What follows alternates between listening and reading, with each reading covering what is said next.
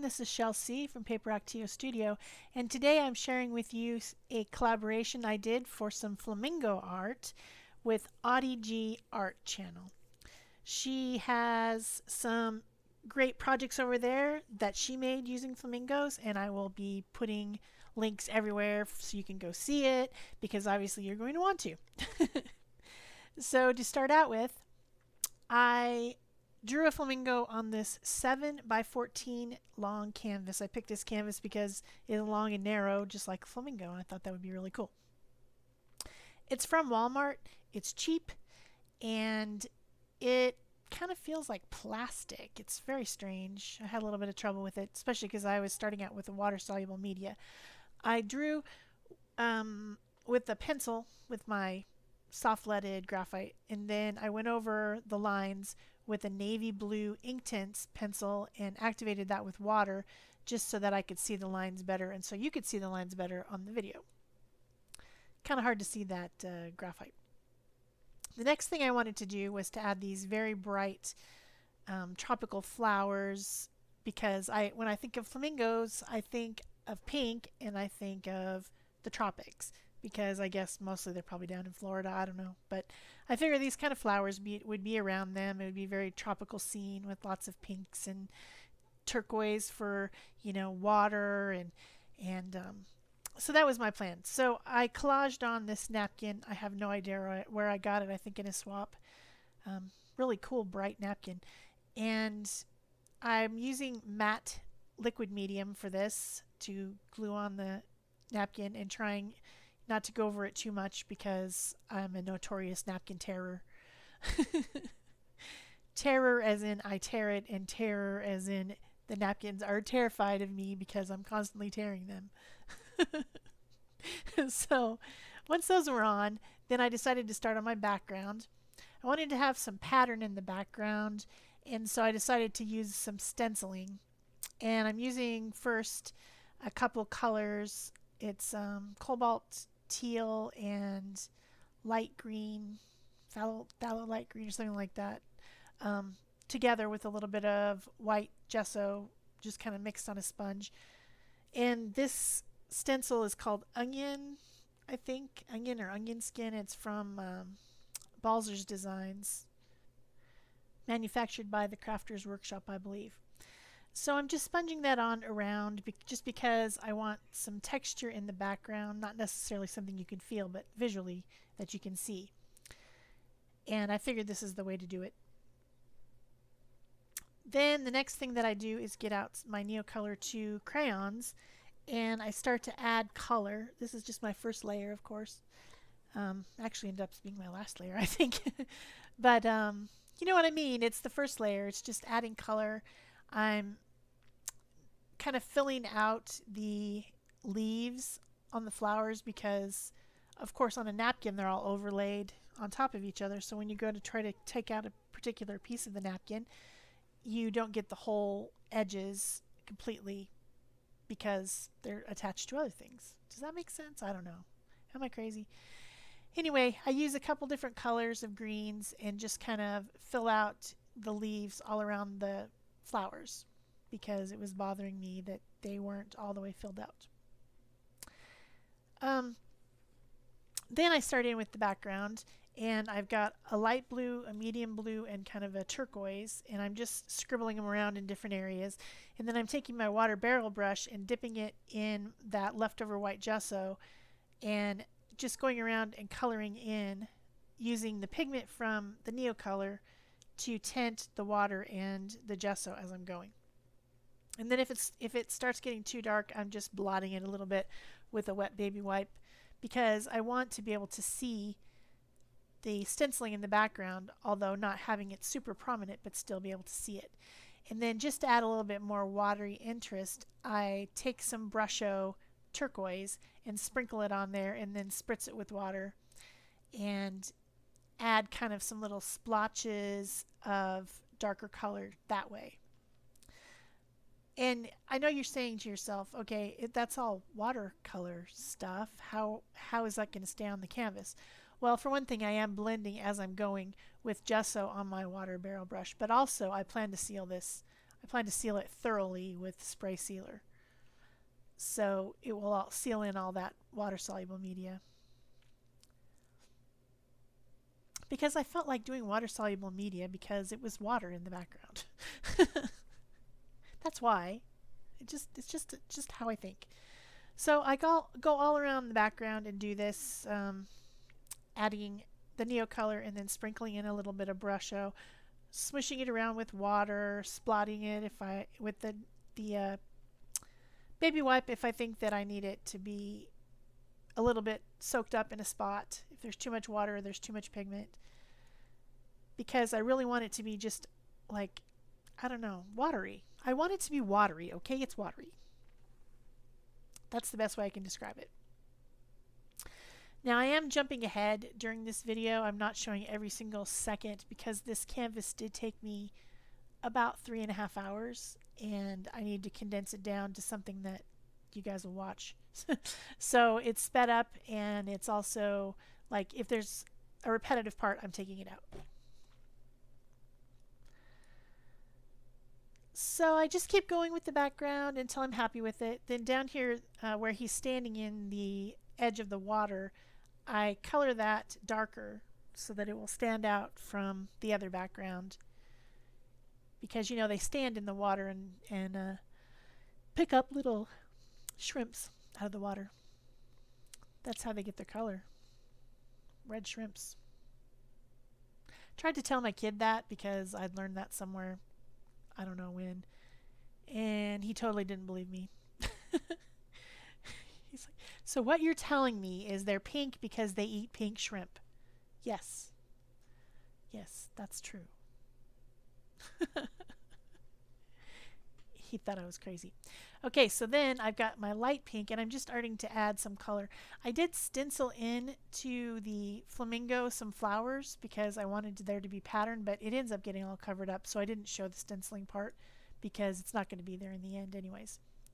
But I did have an idea of like flowers at one point with my flamingo. But now I'm just adding light pink and blending it in with the water barrel brush and the gesso. And then I'm adding some kind of peachy color, orangey, yellowy peachy color on his legs. Actually, I guess this is an orange yellow. It will turn into a peachy color eventually.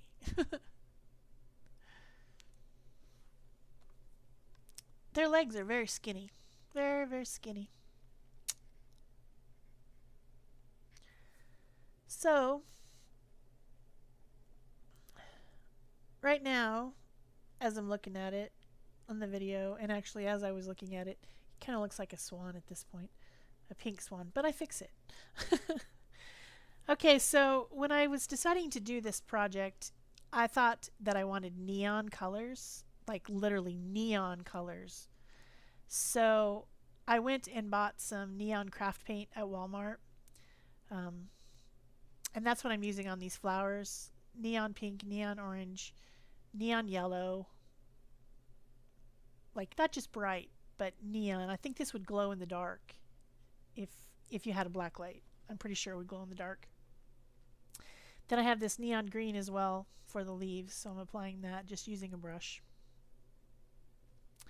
I really wanted it to be bright and tropical looking, very tropical. I thought neons would do the trick.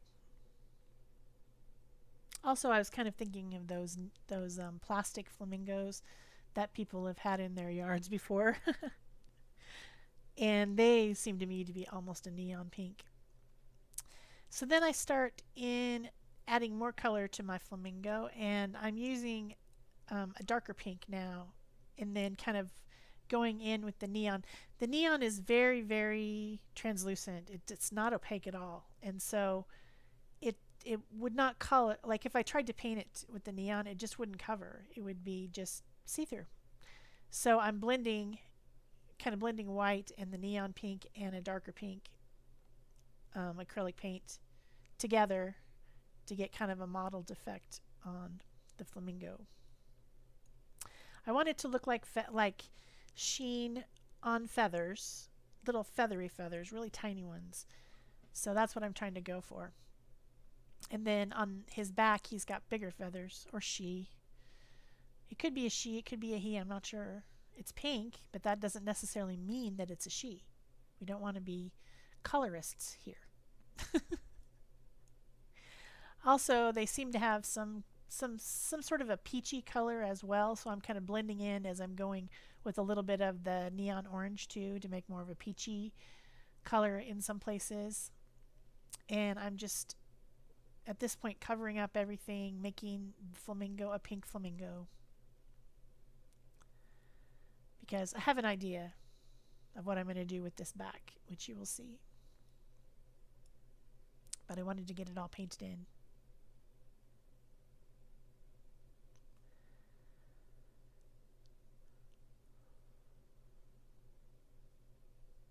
His face still's wrong. Very wrong.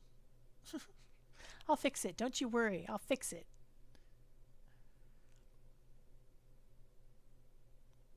Looks like a swan. Pink swan. So I'm using like lighter colors and darker colors to kind of add the feathery look, just kind of feathering it over it with my brush. Like right there. I go over the darker pink with some white and light pink to add that mottled feathery look, like the sun is shining on little teeny tiny feathers. Okay, so now I decide it's time to do some jelly printing because I need some pink paper in which to collage with, because would it really be one of my pieces if I didn't collage? I mean, come on. You guys know me by now. You know there has to be collage on there. It's just imperative that that happens. So this is my 5x7 jelly plate, and I'm using the different colors of pink as well as portrait pink and white and a little bit of that orange, the neon, to just kind of make some patterns on some newsprint here. And I'm making some of the patterns, the swirly patterns and the floral patterns, using embossed cardstock that I use one of those embossing folders on. And then also I've got a few stencils here as well to make some different patterns with stencils. I could have went to my color boxes and got out pink, but I wanted there to be swirls and flowers and things. So then I have this die, which is from W+9 rubber stamping company, that has 4 feathers on it. And I'm using all my little papers that I jelly printed to cut out feathers using my die. And then once my feathers are all cut out, I'm using some titanium white and a sponge applicator to go around the edges of them, a few, not all of them, but a few, to kind of make light edges on them, because as they're overlapping, I want you to be able to see different textures, if you know what I mean. So this is where I start to fix his beak and make it look more like a flamingo. The beak was wrong. It was too pointed and it was the wrong shape, and it didn't have the eye in the right spot. As I started to look at pictures, I realized what the problems were with my flamingo. And the head was a little bit weird. The throat was a little bit weird. So I just started adjusting a little bit with my black Posca pen. That's the fine point. Someone who left a comment said that there's extra fine Posca pens. I want those. Where can I get those? So now I'm just auditioning my feathers to see what it's going to look like when I start to collage. Wanted to see what it would look like, so I'm just kind of putting them on there, tucking them, just trying to see what kind of effect I will get. I decide at this point that I want the ones that are more feathery, that have more little tiny cuts out of them, to be on the top, and the more solid ones on the bottom. So when I start to collage, that's how I do it. I put the more solid feathers that don't have all the detail on them on the bottom, with a couple exceptions. I do put a couple of the more detailed ones on the bottom layer, but mostly I'm not. And I'm trying to pick different types of patterns, and some that have the white edges and some that don't, just to really get some visual interest on this flamingo's back. And at this point, I also decide that it has too much of a peacock looking feathers hanging off, like they're long in the back, and so I decided to shorten it up a little bit. So I put some gesso over some of the pink that I've painted on there, and I'm going to color that back in with blue. It just was the wrong shape. The flamingos don't have such elongated tails, like they could fan out like a peacock. So just some little adjustments, trying to make it look more like a flamingo. I mean, I think people would know it was a flamingo if they looked at it simply because it's pink, but I wanted it to actually be the right shapes as well. So I'm going and touching up, adding some shading around the edges with the dark pink while all my feathers are drying.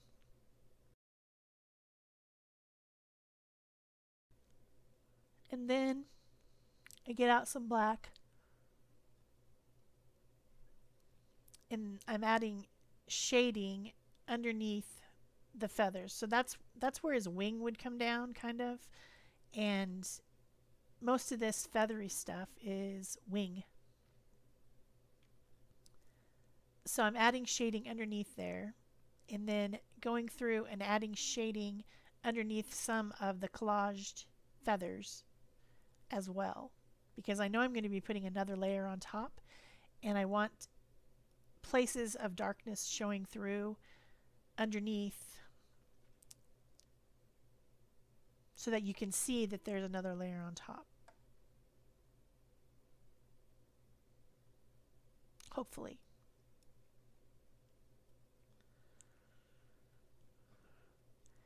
And then I go and fix that one little area where I painted it with gesso, coloring it blue again.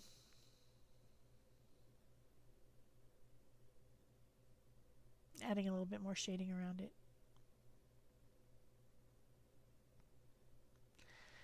So now I'm adding my second layer of feathers, and these are the ones that have more cutout shapes on the edges. There's two very solid ones and two that had a lot of feathery cutouts on the edges. So I'm putting those on top.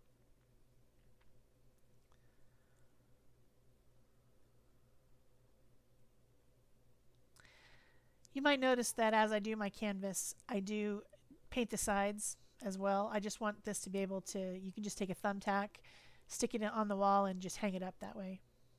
No need of framing or anything. It's colored all the way around the edges as well. I always do that with all my canvases.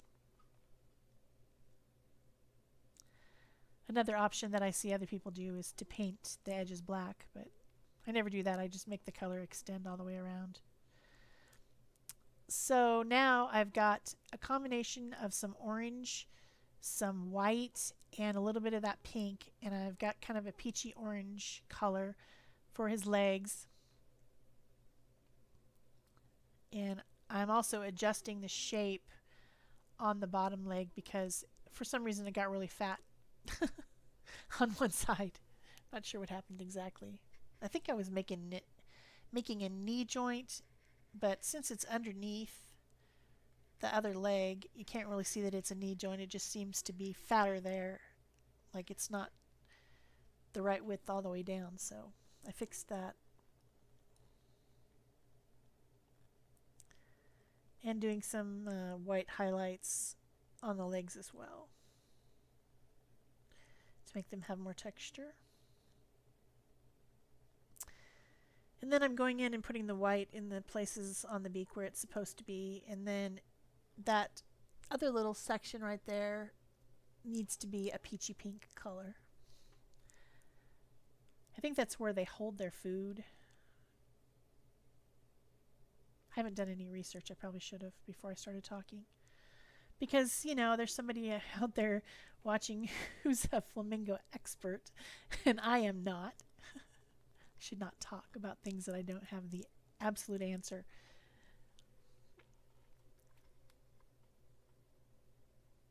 Going back in with some more lighter colors still to add some modeling and trying to make it look like feathers all over his little body.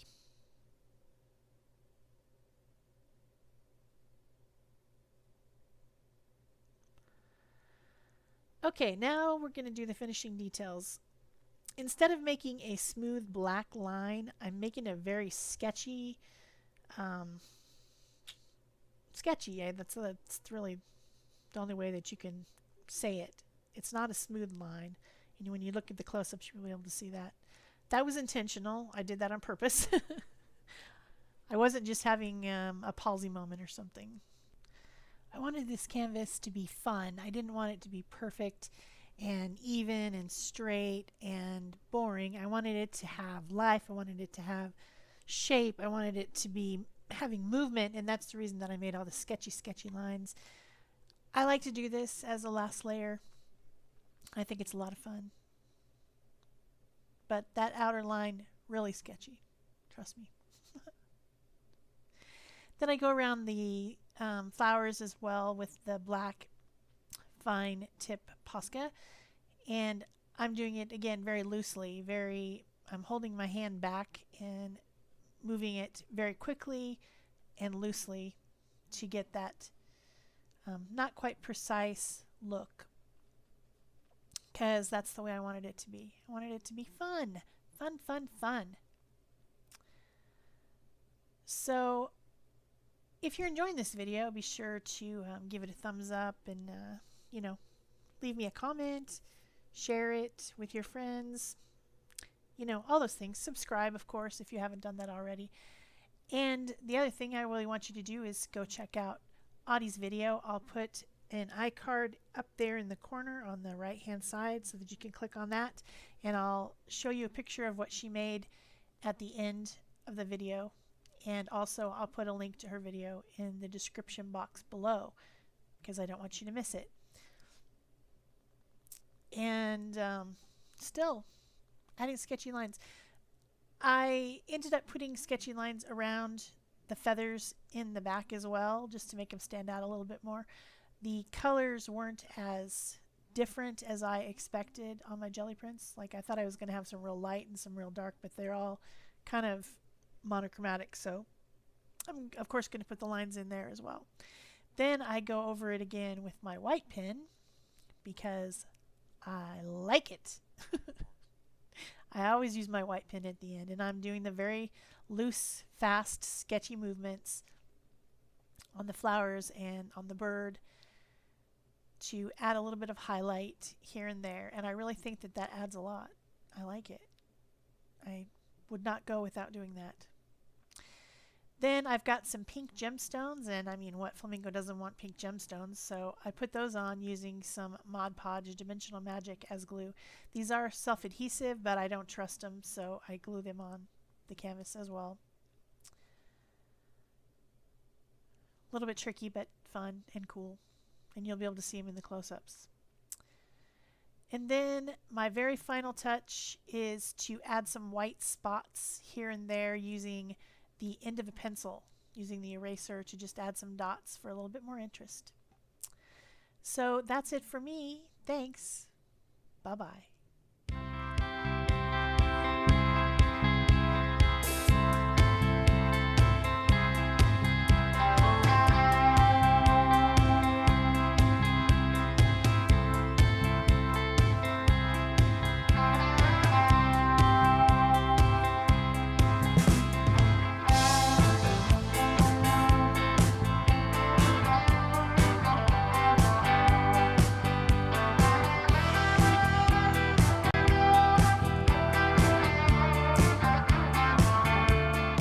This is where I start to fix his beak and make it look more like a flamingo. The beak was